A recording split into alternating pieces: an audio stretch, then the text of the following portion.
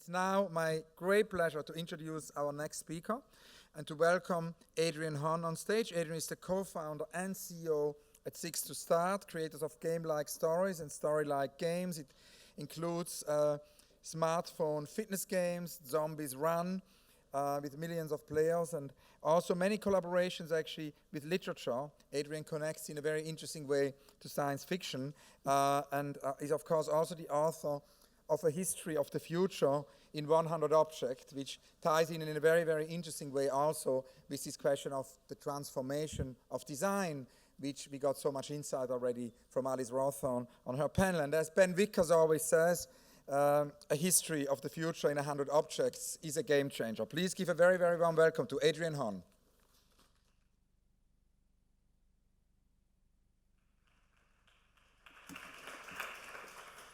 Thank you very much. So about 10 or 20 years ago, there was a massive transformation in human communication with the uptake in rich countries of cell phones and the internet. And this technology gave us the ability to communicate and to retrieve information from anywhere at any time for almost zero marginal cost. And about the same time, we had a similar transformation in storytelling.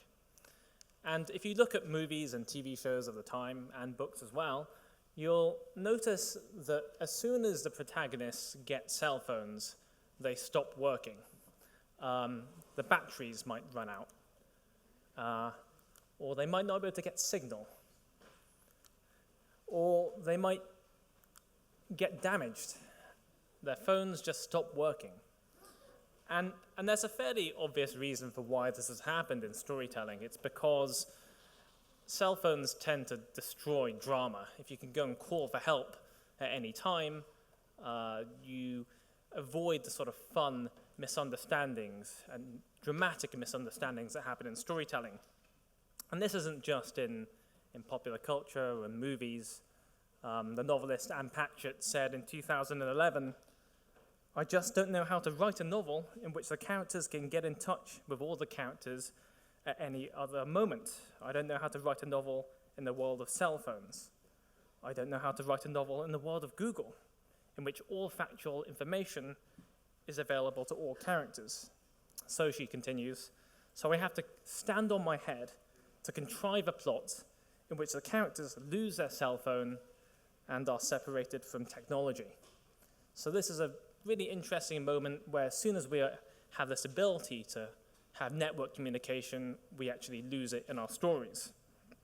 And this has been documented by Steve Himmer in The Millions, a very interesting essay, who calls this tendency in storytelling the nostalgic present.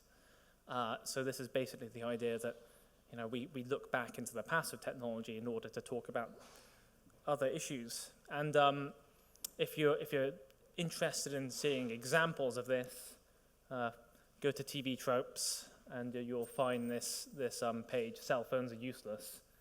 With the advent of the computer age, artists still don't quite know how to work cell phones into a story. So there's this interesting inability to grasp, or at least this disinterest in representing what happens with this fundamental transformation in human communication. So in plainer terms, because we don't understand, or we don't want to explore the potential, good or bad, of networked human communication, of what we're doing on our screens today, we resort to literally breaking those screens in our stories. And so as a result, we don't really have that many good stories or art that kind of addresses what people are actually doing on their screens. And this is at least in part due to a generational gap. And I don't mean that to say that old people don't know how to use technology. Every passing year, I get older. But in the past, we had generations separated by culture, by the music they listened to, by the movies they watched, by the books they read. And that gap is narrowing. It's still not the same, but we all listen to hip hop, we all listen to rap. It's not what it used to be. Instead, we're separated by the kinds of communication tools we use and the technologies we use. And sometimes that can feel impenetrable, this idea of the black mirror. We don't know what kids are doing in the back of the car with their phones. Maybe they're sexting, or maybe they're playing a game. Who knows, because we can't look at the phone. We break the phone in our stories. And there are some elements of popular culture that do try and address this. You know, if you've ever seen Sherlock, then you know that whenever people are using a screen on that show, whether it's a laptop to look at the internet, or whether it's a text message or that sort of thing, they go and show the text on the screen. And that's interesting. It's a way to try and look at how things are changing. More recently, we've also seen in Spike Jonze's movie Her, really interesting exploration of what it's like to be constantly able to talk to someone else, in this case, an artificial intelligence using wearable devices. But in both these cases, they tend to be one-to-one communication, whereas I think what's most interesting, the biggest transformation, is in many-to-many communication. So video conferencing, that's something that we all know about, but forums, internet forums, are perhaps one of the most interesting areas of many-to-many communication that is just very difficult to depict in fiction or in art. And internet forums and BBSs are decades old. We know about this, but we still find it hard to talk about.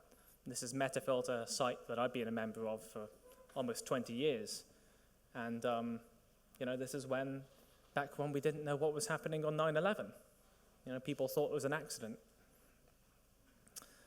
But one of the most interesting sites that I want to talk about that has transformed the way in which I think about communication is 4chan. Now, 4chan is a very interesting forum, which you might have heard about. And it's a forum where a lot of people discuss some pretty vile stuff, and a lot of people discuss some pretty normal stuff, like politics or sport or games or popular culture. And 4chan is unusual because it's an anonymous forum. And when you think of anonymous, you think that means we can't find out the real identities of the people posting on this forum. So you might think that people would use pseudonyms. So on this forum, people are using pseudonyms. They're not using their real names. There's someone called Karen there, there's someone called Arcade. We don't know what their real names are, who they really are. So that's sort of anonymous, but it's actually people are using pseudonyms. On 4chan, it's different. It's not just that you can't find out people's real identity, it's that there is no concept of persistent identity on this website at all. So what I mean by that is that on this particular thread, someone's complaining about their job, and there's 6 posters in this thread. And that might actually be one person pretending to be 6 people, or might be 6 different people. There really is no way of actually telling based on the forum software. There's no idea of persistent identity. And when I heard about this, I thought, how is it possible to actually have a useful or interesting conversation with people when you have no idea whether you're talking to one person pretending to be 10 people or 10 different people, or you don't know if one person is assuming someone else's identity? It just seems impossible how this could even work as a forum for conversation. And yet 4chan is one of the most popular forums online, and it's actually responsible for some of the most popular internet memes that you might have heard about. So lolcats or rickrolling, that sort of thing. But also some more influential movements. If you've ever seen the news reports of Anonymous, this internet group that sometimes hacks websites, protests in front of Scientology headquarters, tries to be this sort of chaotic force for good. Anonymous came about partly from 4chan, these guys who wear the Guy Fawkes masks. And when they say that they're anonymous, they don't just mean you can't find out who we are. They mean that they don't have a persistent sense of identity. And so when we see movements like Gamergate and a lot of the online abuse that's happened, the reason why a lot of people are attacking other people on the online community is because they've been trained, or they've had this experience on these forums where no one is famous. You can't have a famous poster on 4chan because everyone has a zero identity. It's just what you say. And you get into situations of people arguing with each other, arguing with themselves. And so 4chan is actually not even really that new a website. I mean, it sounds like some crazy thing that the kids are using, but it's actually only 12 years old, which is like 120 years in internet years. So it's something that we should really understand more of, but people shy away. It makes it strange to think about why we aren't able to address what that means, what this sort of phenomenon means in our popular culture. And I think there's a few reasons why we don't see this reflected. I think one of them is because in visual media like TV and movies and other kinds of visual arts, it's just boring looking at text on the screen. We don't really want to do that when we're watching TV. I mean, Sherlock does about the best job it can, and so does The Social Network and other movies like that. But we don't really want to look at text on a screen. The second reason, though, I think, is that I think people kind of shy away from this challenge because they're told it's not interesting at all, that it's just bad. This is just one of many lamenting articles in the New York Times op-eds about how technology is destroying the minds of millennials, by Sherry Turkle here, saying we should stop Googling, stop using our cell phones, and we should talk to each other. Of course, when people are using their phones, the most common activity is talking to each other using text messaging or Twitter or Facebook.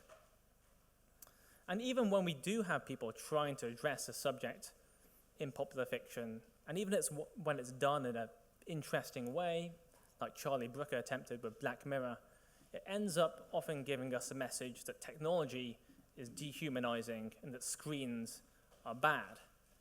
And that may be the case, but I think it tends to close off the conversation. And if we can't